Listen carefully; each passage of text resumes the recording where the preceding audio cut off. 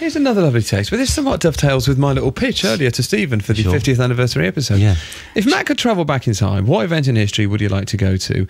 I would love to go back to November 1963 to try to discover the truth surrounding the murder of President Kennedy. That's it. Now, for those just not leaving it alone. From Richard Bacon, aged 11. Yeah, during the news, I texted that to Five Live.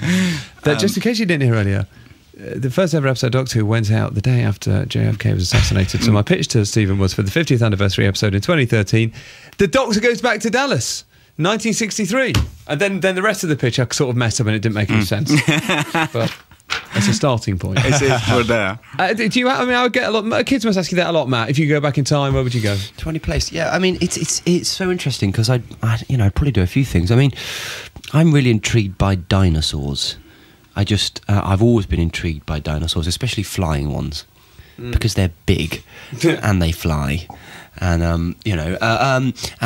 mean, I'd quite like to do one underwater, but it would be too expensive. Atlantis. Do you realise, I haven't told you this, do you know what the Underwater Menace is set in Atlantis? Oh, it is. Bloody hell.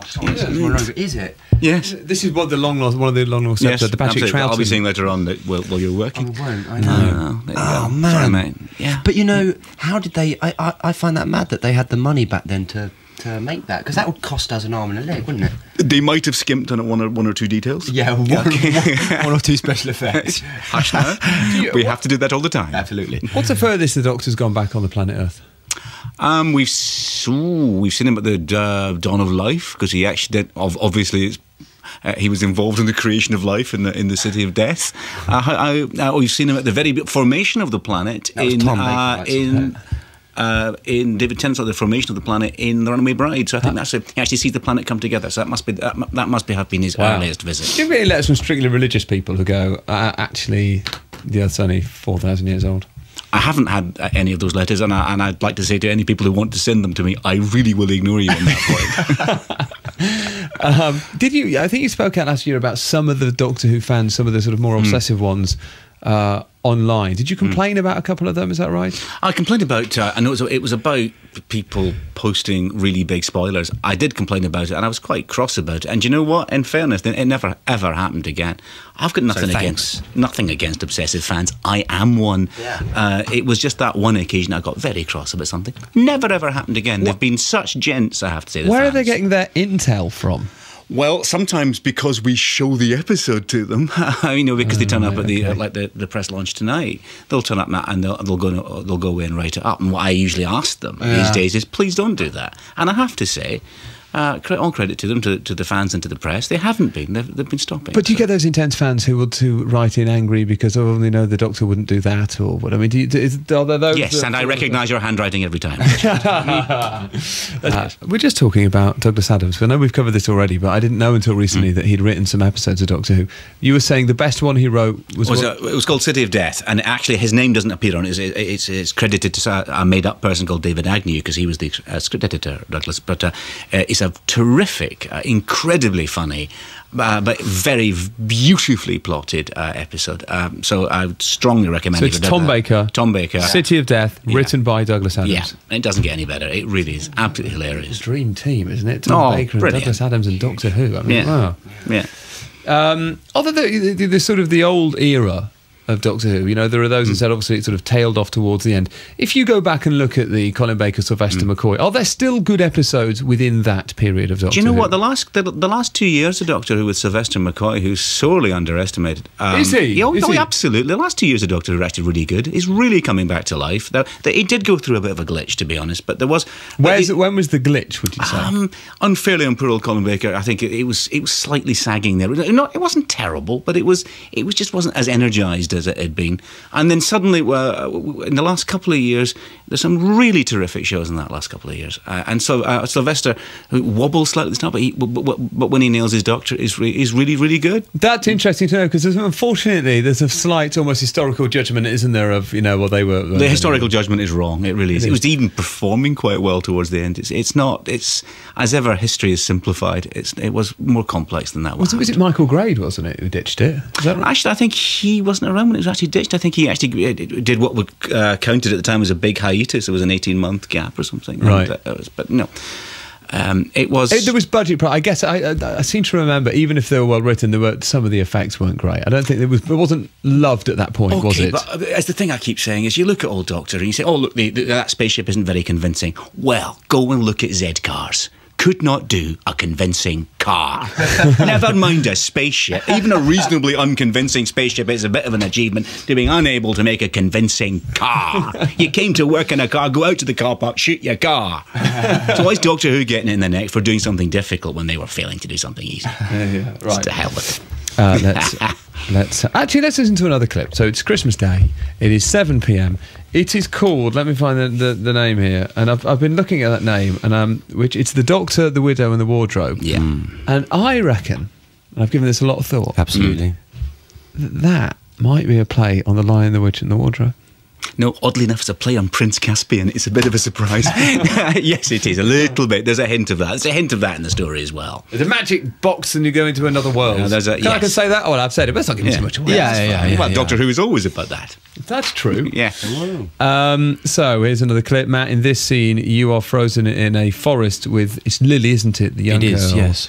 And can you tell us why you're there and what you're doing there, first of all, before we hit the clip? Is this the first time that we reach the forest? I think so, yes. Yes, well, in that case, we are searching for someone or something. I will let Christmas Day unveil that. And it's very important that we find that person or thing.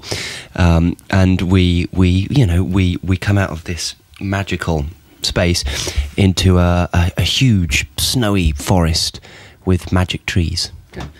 Let's have a listen. Is this place real? Or is it fairyland? Fairyland? Oh, grow up, Lily. Fairyland looks completely different. Now, these are Cyril's footprints, and these are the ones he was following. Notice anything? Well, the other footprints are getting bigger. Yes? Whatever your brother's following, it's growing.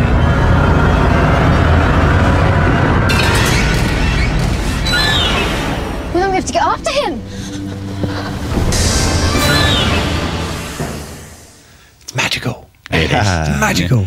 Dum, dum, I think that's a quote from you. dum. He's a little bit Tim Burton-esque, isn't it? In some respects. in sort of colour and tone and stuff, which I think is lovely, actually. As it's working on Doctor Who, because there's sort of some real science, I guess, in there, and some sort of made-up science. There's a bit of both, right, within the script, Stephen? Yeah, we probably favour made-up science, if I'm very honest. Okay. Yeah. But has playing a part ignited your interest in science? Absolutely. Totally ignited my interest in a sort of scientific and mathematical version of the world. Because I don't know what... I mean, and I think just purely simply because I wasn't very good at those things at school.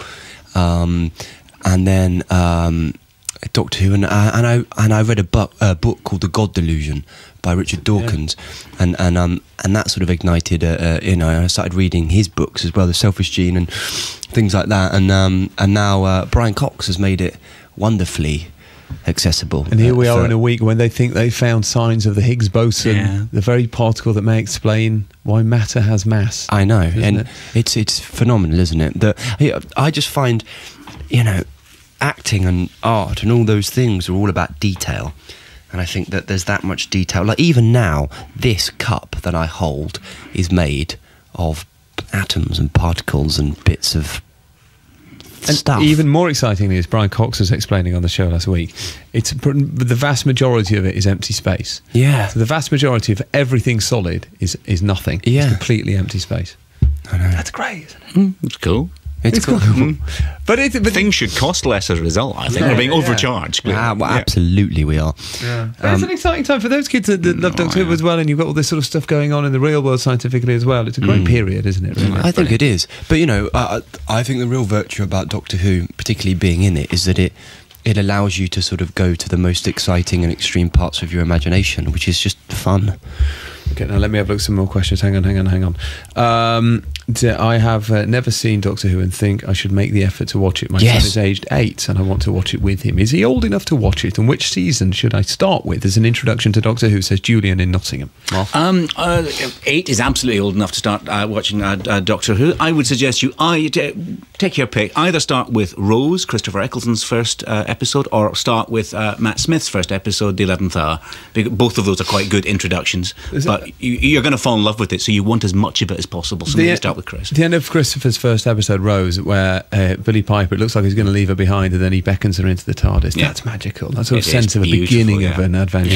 Yeah. I'm 49 years old, and the Doctor message to Lucas brought a tear to my eye. Well done. He must be made up hearing that, says David in Armagh. Oh, how about an episode of... Lucas just sounded lovely, didn't he? Yeah. How about an episode of Doctor Who starring Brian Cox? Doctor Who must sabotage the Large Hadron Collider to prevent humans discovering time travel and thus destroying themselves. Yeah. How about that? The Doctor would never sabotage such a wonderful project, though. He might sabotage it accidentally by falling over. And then go, oh, Lord. Can I just add as well? Yes. You know where Brian Cox works at the Hydrogen? It's in Switzerland, isn't it? Yeah. That, right, is where they invented the internet. That came out as a result of that, didn't it? They invented the internet. That, like, someone or some group of people sat in a room and went, we can connect the world like this. I mean, it's just extraordinary. That's the extraordinary thing, isn't it? You often don't quite know what the real world benefit will be from these experiments, but actually you do end up with these unforeseen side benefits that turn up. No, before you go, you've got to go in about 10 seconds. Byproducts is the word I was looking for there. Yeah. The film, it's been said there's going to be a film. What is the guy who directs Harry Potter said there's going to be a film. I'm doing it, Stephen's not doing it, and Matt's not in it. What's going on? David was talking a little out of turn there. David Yates, very, very brilliant director, but no, the film as described by him, of course we're not going to do that. A film that contradicts the television series, it would be a heathen thing to do. We'd be beheaded to do such a thing. We are wonderful to do a Doctor Who film, but when and if we do, but hopefully we will be doing it, it will be very much an offshoot of the television series, and we'll be part of it, and we'll star the television Doctor, of course. Anything else would be heresy. How long are you doing it for, Matt? How much longer? 50 years. Okay, good. 50 years. That's committed now. That's in blood. He didn't realise. Would you ever have an old Doctor again? Well, just get a young one and wait. Have you seen what we've done to him? I know. I've aged savagely over the past years. Imagine if you got an old one in the first place. You have to go. But I'll see you later. So we are together for the launch of the Doctor Who Christmas special here at Television Centre. And by the way, we're going to show a couple of clips of the lost episodes. Oh, isn't that exciting? No, it's very exciting. I know there's not much in that for the listeners to the show, but I'm sure they'll find their way to the internet at some point as well somehow. No, they will. Thank you, guys. Thanks for having us on. Thank you, Matt Smith. I think it might be you doing the interview in particular, so you might want to just start legging it. Okay. Merry Christmas, one and all. Thank you, Matt Smith. Bye-bye. Stephen, Sherlock, will just tell us what time it's on. I will do. Sherlock will be returning at 8:10 on New Year's Day. The brand new episode called A Scandal in Belgravia. 1 week later, you'll get The Hounds of Baskerville, and a week after that, you'll get The Reichenbach Fall. And you're still loving the BBC? Do you ever worry about the BBC? I worry about it ever being damaged or hurt by malign outside agencies and people who don't understand brilliance. Yes, because I think it's an extraordinary place, an absolutely extraordinary place.